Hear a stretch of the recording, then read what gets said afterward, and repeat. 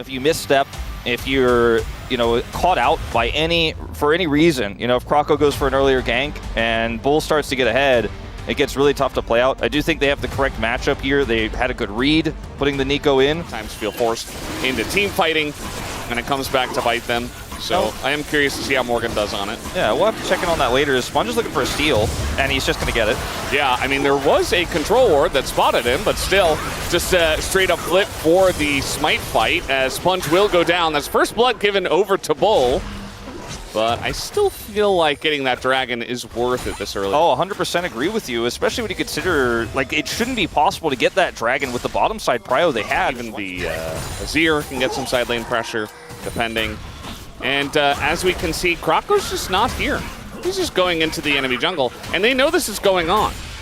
So Croco's either trying to steal the red or trying to gank a Scion. 0.1 to 17.2 gold lead, but small advantages starting to be generated across the map. And we're going to see potentially a contest here. I say that Yehu will have to TP in first. Okay, decides to stop his back. He has Weaver's Wall, but they're just too slow. And Bro, this time they're going to get the objective for free, and maybe more.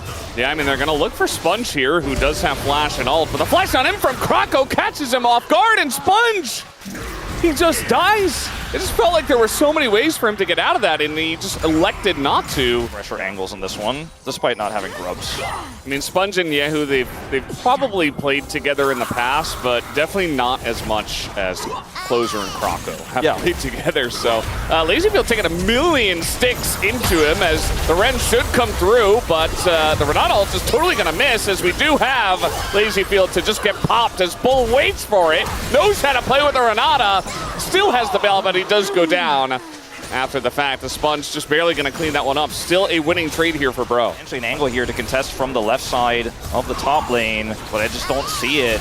Sponge doesn't have his ult, so you're missing one of your main engage options. They're still going to try to go for it as the wall comes down. Palu in a bit of trouble, but it's Kalista Renata, so yeah, just able to press a button. Trading ultimates, I suppose.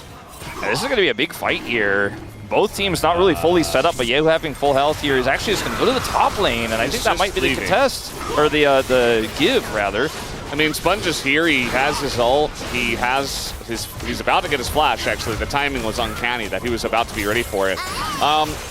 Now we're just having a TP behind them, and again, Yehu doesn't have TP, so he can't be part of this fight. Morgan coming in here on the Yorick, and not the best flanking character, but in this angle, I feel like it's very good, as Morgan is going to pick up the kill. And now they got a Rift Herald in mid, and yes, DRX got the mid turret, but that's all they're going to get. They're going to lose their mid turret, and they lost the Drake. A bit of pressure in top, but Yehu, he just kind of decided, I'm not helping my team. I'm not sure what's going on here. Yeah, I do think there's clearly a bit of an issue communication-wise between mid and jungle in this one. I mean, it's because they have Kalista. Yeah, Kalista builds tanky. And if we go to super late game, we'll have a Jack shows, and here's a Weaver's Wall. Little opportunity here. Palu just going to set up his ult. Croco is Xinjiao, and Fate's Call available. Nice angle here, though, for Rich to come in from the top lane. Croco in a bit of trouble, just flashes away. Closer, though, getting to work on the bottom side, and Sponge can't get the kill onto Croco as they go so deep for it, but now Closer is alone, flashing in by himself. As Bull going to take a massive Scion stun to the face and just die. No Ren comes through. Croco also goes down, and DRX turned this fight around somehow, some way, as it was a very messy one. And Yehu will pick up the double kill. Morgan just in top pushing. Messi does not do it justice for this. This fight looked like it was going to start off great for DRX, but they chased too deep. Morgan isn't deep in the side lane against a Scion that doesn't have TP or anything like that. You have the means to actually fight this straight up, although Rich may be going a little bit too deep here.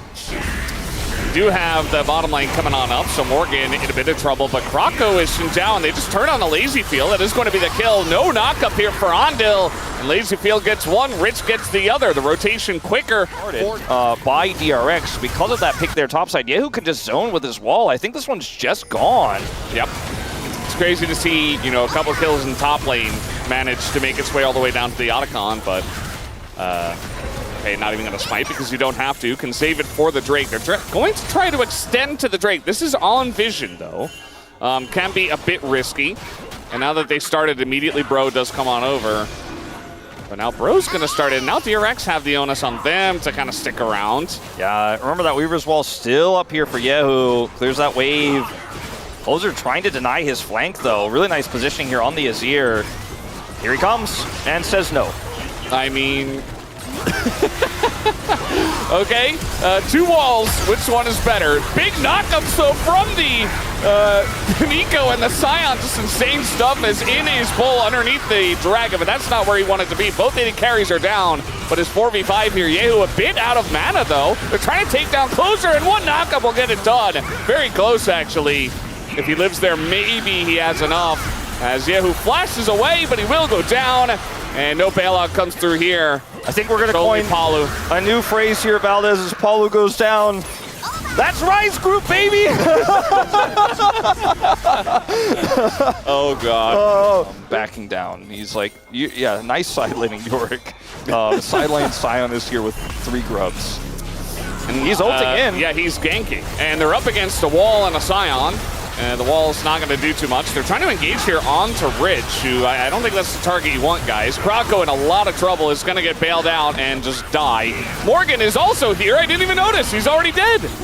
And, yeah, just going to ult on top of him. Might as well. Free kill here for LazyFeel. Exempt. No, you're on it. You're never exempt. Never in the Rise Group battle. Not going to happen. DRX going to take Baron off of this. Closer TPs to shove a wave, and I guess he got Rich's TP, but he won't get the turret, and really push things into DRX's favor. With the extra money this time, Yehu completes his Zonias, and they'll have that Void Staff here pretty soon. This Talia is massive. Sure, some shaky decision-making early on, but has really strongly been the carry for this roster mid-game and onwards. He's farming, he's winning, he's carrying, and Bull he's great. Is also an item behind now. You know, he was one of the most fed members early on. He had those 3 kills. Mountain Dragon, worth of resistances, and Mountain Soul could be on the cards this game, but even just 2 individual elemental Mountain Drakes feels pretty rough when you are the Kalista in this scenario, or the Azir, that's also significantly behind in this game, as they are really well grouped here, and Rich is pushing mid. Love the aggressive setup here for DRX. Just going to wall him off. Kind of a safe wall. Not sure if necessary, but it's going to 100% get them this turret. So they get that inner. Only 10 seconds left, so just going to wait on the 4,000 gold Baron power play, or it was until Morgan got this turret. Bounty? Yeah, I mean, this vision is denied for the moment. Croco might just have to send it in. Let's see. Nope, not going to go for it. And it did go down very fast. The Weaver's Wall was just like kind of towards Bro. Light him. So DRX is going to force their way into this one, as they know the importance of this objective as well. We are seismic shoving the Maiden. As Morgan's here because, well, this is, again, just one of those team fights where you kind of have to be here. Can't be side laning and give away the Mountain Soul. It's not going to work out very well. As follow flash, escape flash from Closer. Now, if Rich is standing here alone, maybe Closer eventually kills him. Yeah, in 10 years, we'll still be watching it, but... Still no Void Staff. Redemption. Nice engage here from the side of Andel. Is going to get into the corner, but we do have a safe Azir who's doing a decent amount of damage. Sponge trying to take down Closer, but he gets bailed out as well. The tops of the fight is going all the way of DRX, and eventually Closer goes down, and DRX say, oh, we didn't want that dragon anyway. We'll just get a quad kill for LazyFeel. LazyFeel before the game, looking like he was feeling the pressure, playing this matchup. Didn't go well for him at level 1.